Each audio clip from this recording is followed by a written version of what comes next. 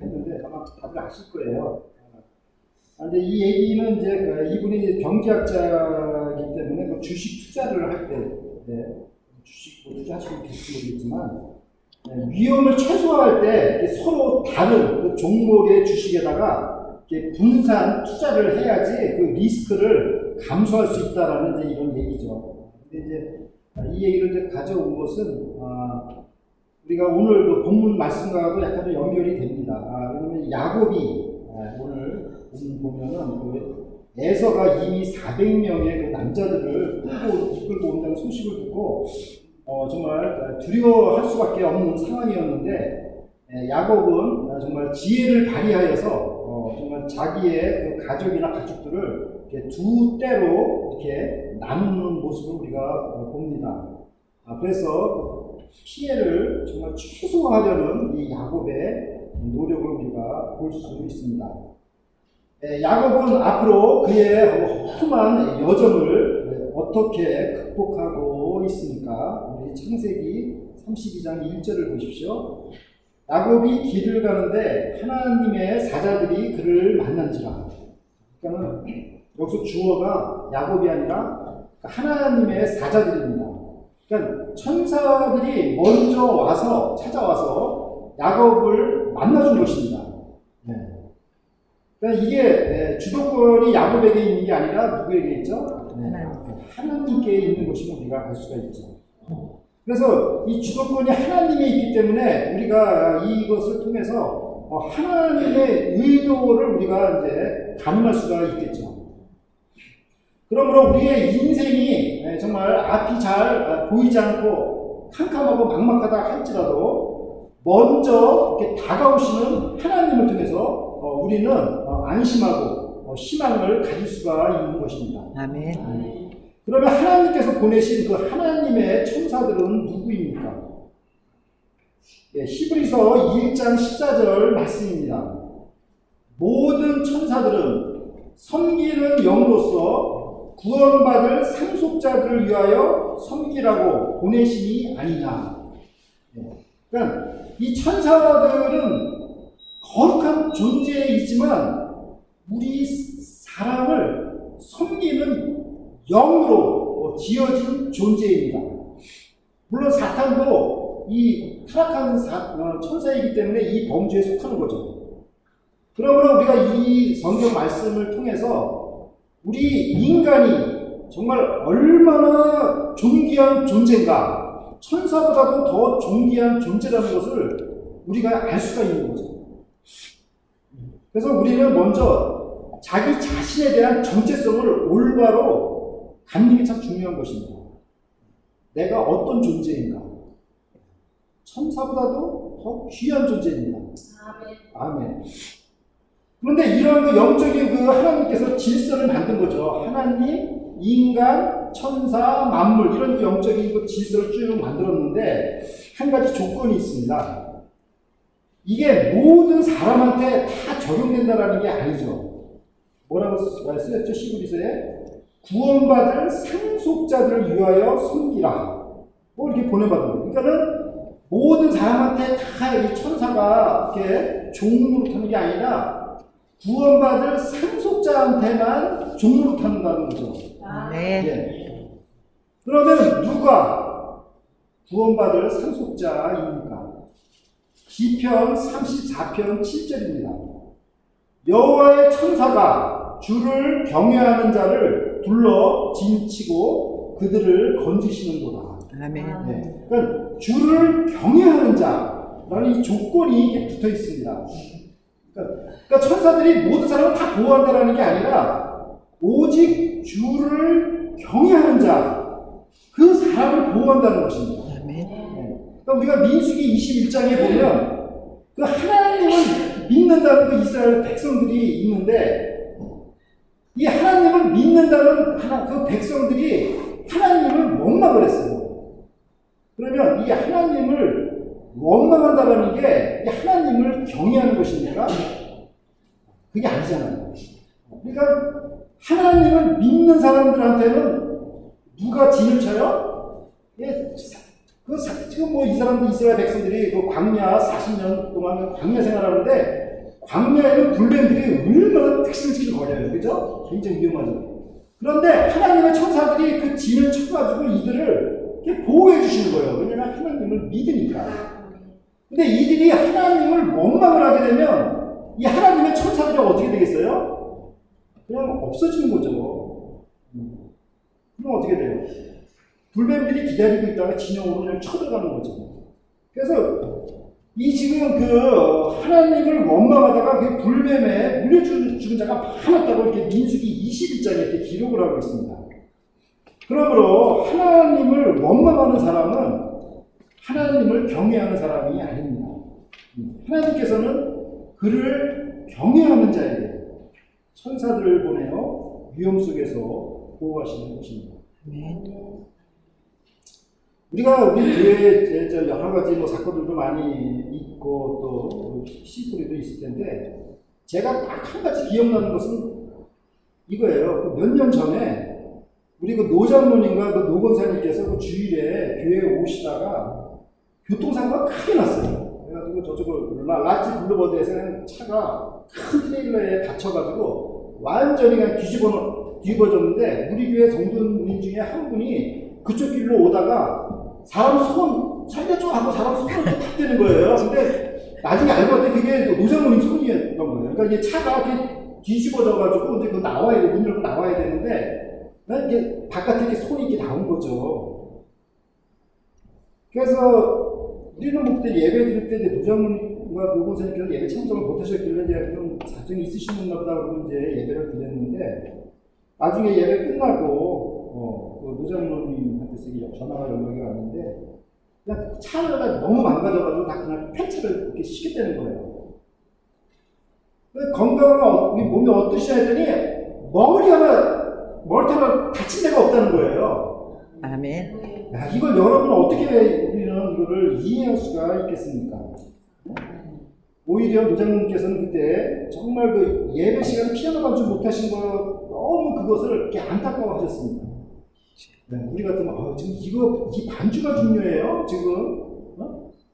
근데 이 반주 못하신 거 굉장히 이렇게 죄송한 마음을 갖고 이렇게 전화하신 것을 보면서 참 이제 제가 진짜 우리가 하는 것을 이렇게 정말 이렇게 느끼게 합니다. 하나님을 경외하는 자들에게 하나님께서 천사들을 보내 지켜 주십니다. 아멘. 아멘. 창세기 32장 2절을 보십시오. 야곱이 그들을 볼 때 이르기를 이는 하나님의 군대라 하고 그 땅 이름을 마하나임이라 하였다. 야곱은 그 하나님의 사자들을 보고 왜 하필 이름을 마하나임이라고 지었을까요? 이 마하나임이라는 그 이름은 합성어입니다. 그러니까 그 군대를 뜻하는 그 히브리어 마하네와 그 다음에 하나님을 뜻하는 그 엘로힘, 히브리어 엘로힘의 그 합성어인 단어입니다. 그러므로 군대와 하나님의 이 합성어이기 때문에 마하나임의 그 뜻은 하나님의 군대가 되는 것입니다. 또한 이 마하나임은 이건 단수형이 아니라 복수형, 플러럴로 되어 있기 때문에 두 때라는 의미도 갖고 있습니다. 즉, 투 캠푸스라는 뜻도 있습니다. 우리가 스파르타나 그 토마에 가면 그 포트 맥코이 캠프가 있고 또 좀 더 토마 쪽으로 가면 더글러스 캠프 이렇게 있죠. 이런 그 군대 진영을 우리가 볼 수 있는데 이와 같이 야곱은 정말 두 개의 큰 그 진영으로 배치된 거대한 그 하나님의 군대를 본 것입니다. 그러니까 야곱이 진짜 엄청나게 놀라운 계시를 본 거죠. 이 천사들뿐만이 아니라 이 하나님의 또 군대라는 표현이 또 사람들의 그 모임에서도 또 이렇게 표현되고 있습니다. 역대상 12장 22절 말씀입니다. 그때 사람이 날마다 다윗에게로 돌아와서 돕고자 하며 큰 군대를 이루어 하나님의 군대와 같았더라. 그러니까 그 다윗이 그 왕이 되기 전에 그 사울 왕의 그 칼날을 피하여 그 아둘람 들에 그 피신하였었는데 이때 그 세상에서 뭐 이렇게 소외된 사람들이 한 400여 명이 다 그 아둘람 굴로 한명한명 그렇게 몰려왔어요. 그리고 이게 다윗의 왼팔 오른팔이 다 된 거죠.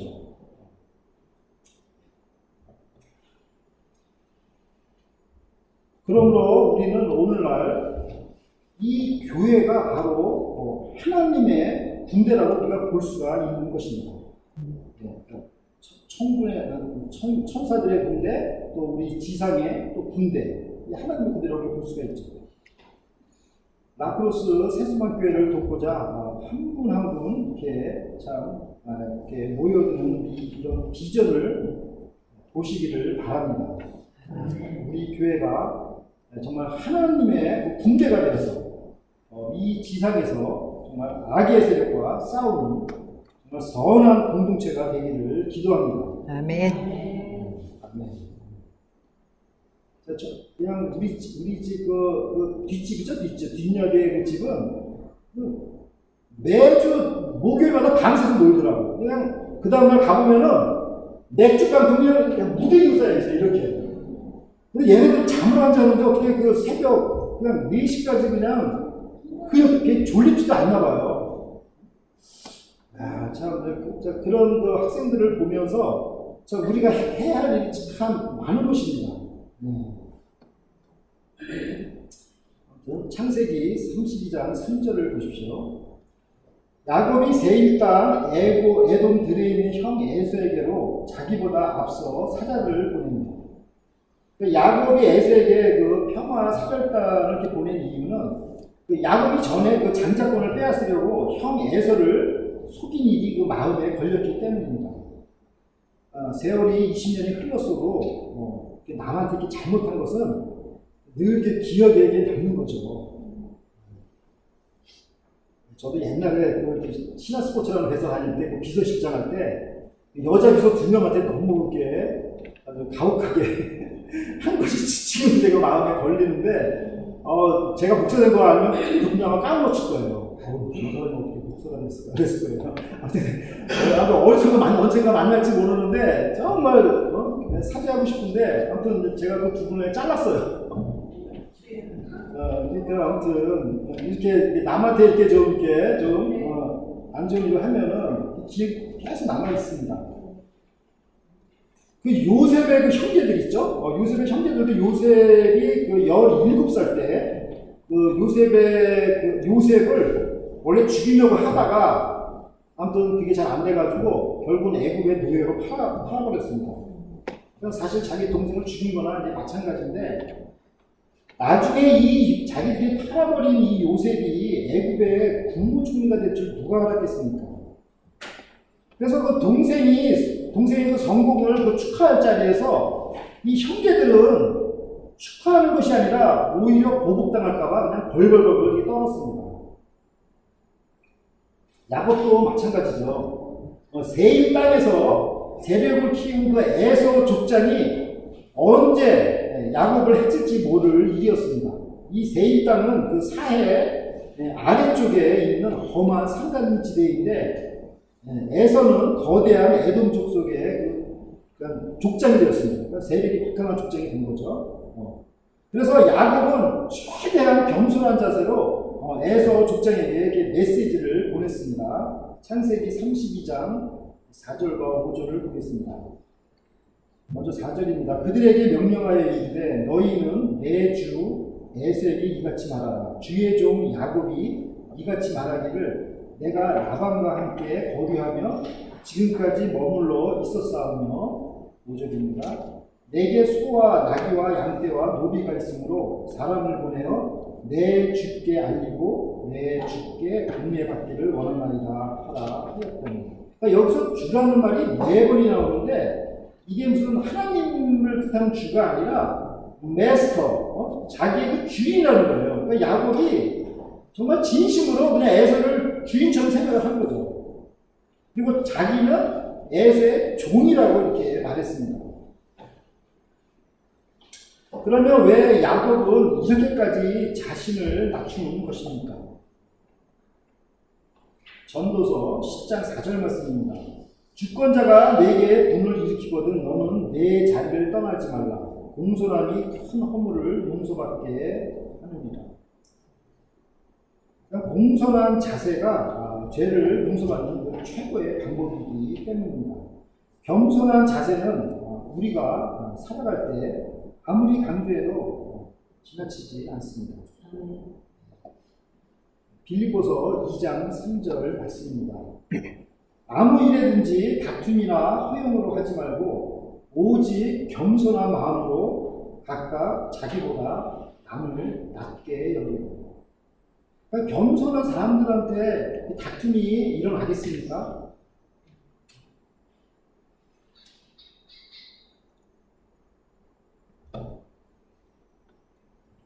네, 그러면 뭐 참된 그 겸손의 자세는 무엇이겠습니까?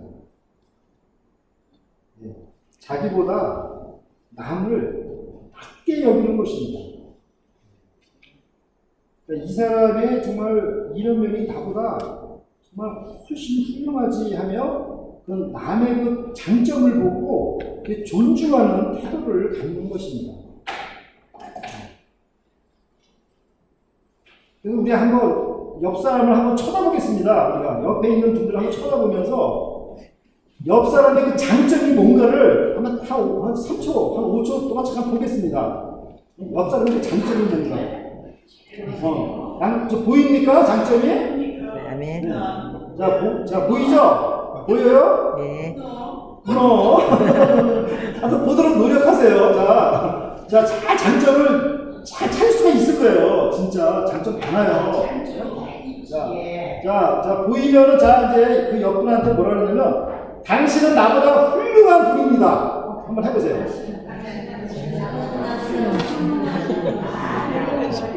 당신은 나보다 훌륭한 분입니다. 아멘. 네, 여러분들은 저보다 훌륭하신 분들입니다. 아멘.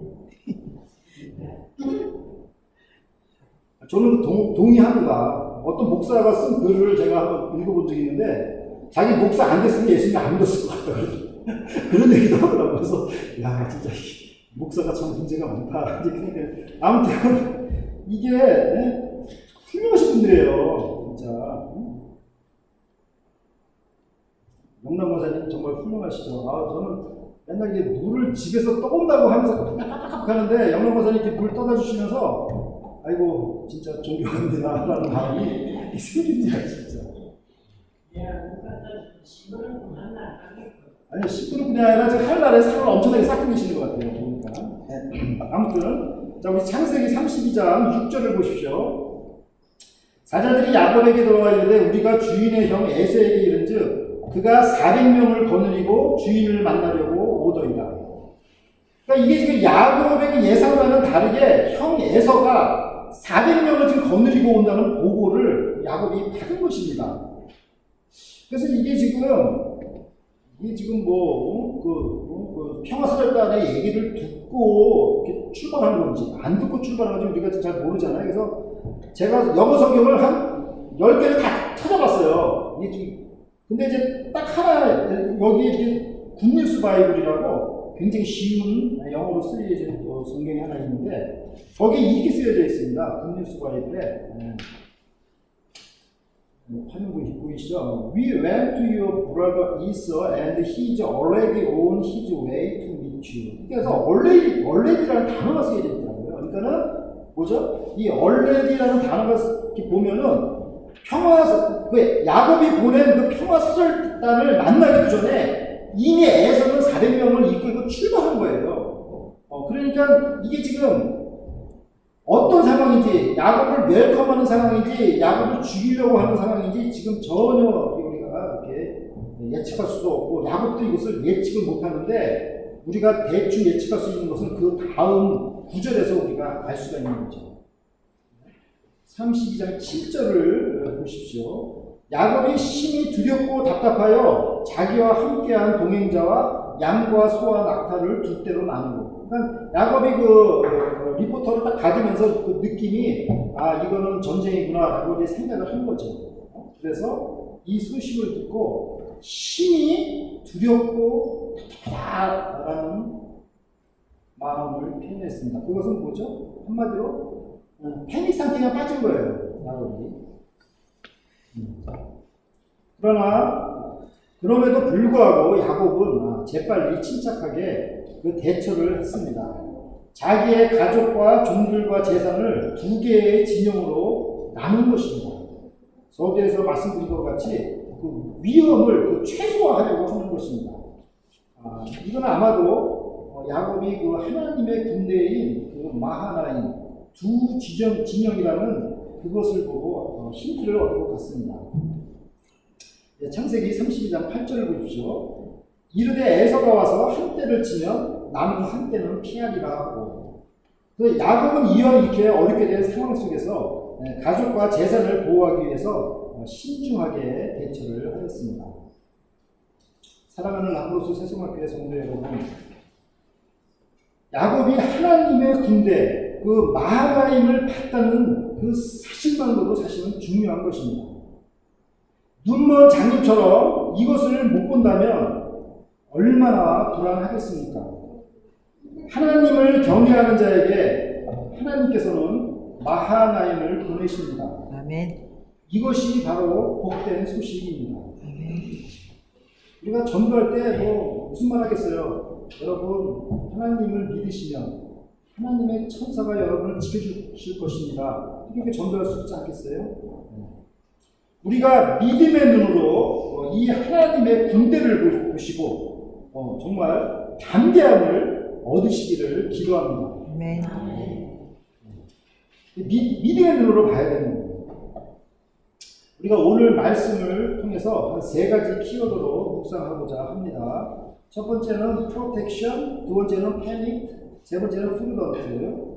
프로텍션, 하나님의 보호죠. 하나님은 그를 경외하는 자를 보호하시기 위해서 천사들 마하나임을 보내십니다. 그리고 이 야곱은 이 하나님의 군대를 보았고, 즉 하나님의 계시를 본 것입니다. 그러므로 하나님의 계시는 성도들에게 격려와 힘을 줍니다. 항상 우리가 성도들이 항상 힘들다고 그러면 얼마나 사는 게 힘들겠어요. 그렇지만 하나님께서는 우리에게 그 계시를 주면서 힘을 북돋아 주시는 것입니다. 바로 우리가 갖고 있는 이 성경은 열려진 하나님의 계시입니다. 이 계시의 말씀으로 하나님의 위로와 담대함을 얻으시는 성도 여러분들이 되시기를 간절히 기도합니다. 아멘. 만약 여러분이 성경을 읽는데 계속 그냥 부정적인 성경에서 부정적인 얘기가 나온다고 하면 누가 성경을 읽을 수 있겠어요? 그러나 성경을 읽으면 항상 하나님께서 우리에게 힘을 주십니다. 아멘.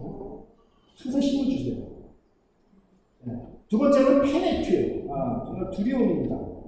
야곱은 기대와는 전혀 다른 소식을 듣게 되었습니다. 형 에서가 400명을 이끌고 온다는 소식을 듣고 두려움에 사로잡혔습니다. 현실적인 위기감 속에 완전히 압도당했습니다.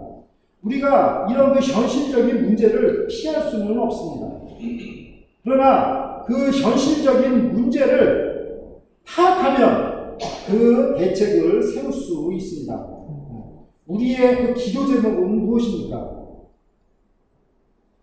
우리가 앞날에 두려운 그 현실의 그 문제를 파악하고 해결함을 받으시는 성도 여러분들이 되시기를 바랍니다.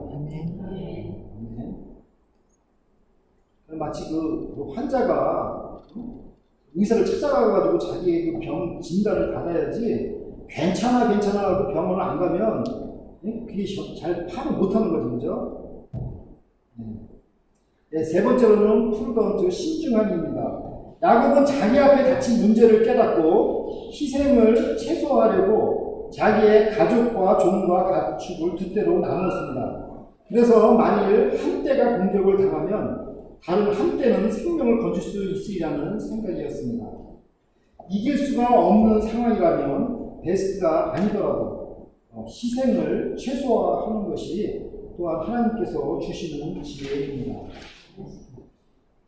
사랑하는 라크로스 세수마교회 성도 여러분, 야곱의 그 인생 여정을 보면 야곱은 라반의 추격에서 극적인 반전으로 생명을 구하였지만 또 다른 위기가 찾아왔습니다. 왜 믿는 자들에게 이런 시련이 연속적으로 찾아오는 것입니까? 신명기 8장 2절 말씀입니다. 내 하나님 여호와께서 이 40년 동안에 내게 광야길을 걷게 하신 것을 기억하라. 이는 너를 낮추시며 너를 시험하사 내 마음이 어떠한지 그 명령을 지키는지 지키지 않는지 알려 하십니다. 그러니까 우리의 그 인생은 정말 광야와 같이 험한 길을 걷고 있습니다. 하나님께서 그의 백성들을 이런 험한 광야 길로 인도하시는 목적은 오직 우리를 겸손케 하기 위함입니다. 그러므로 이 테스트를 믿음으로 통과해야 하는 것입니다. 왜냐하면 하나님의 나라는 아무나 가는 것이 아니기 때문입니다. 잠언서 9장 10절 말씀입니다. 여호와를 경외하는 것이 지혜의 근본이요 거룩하신 자를 아는 것이 명철입니다. 하나님을 경외하는 사람이 구원받을 사람이요 참으로 지혜로운 사람입니다. 우리가 어떤 한계 상황 앞에서도 하나님을 원망하지 않고 하나님을 경외함으로 구원함으로는 지혜로운 성도 여러분들이 되시기를 간절히 기도드립니다. 아멘. 함께 기도드리겠습니다. 하나님 아버지, 천국은 아무나 갈 수 있는 곳이 아니라 다만 하나님을 경외하는 사람만이 갈 수 있는 곳인 줄 믿습니다. 우리가 아무리 어려운 환경에 처할지라도 하나님께 원망 불평하지 않고 하나님을 경외하는 자가 되게 하여 주시옵소서. 야곱이 위급한 상황 속에서 희생을 최소화하려는 지혜로운 자세를 배워서 저희의 재산과 가족과 교회와 사회와 국가를 보호하도록 도와 주시옵소서. 감사드리며 예수 그리스도의 이름으로 기도드립니다. 아멘.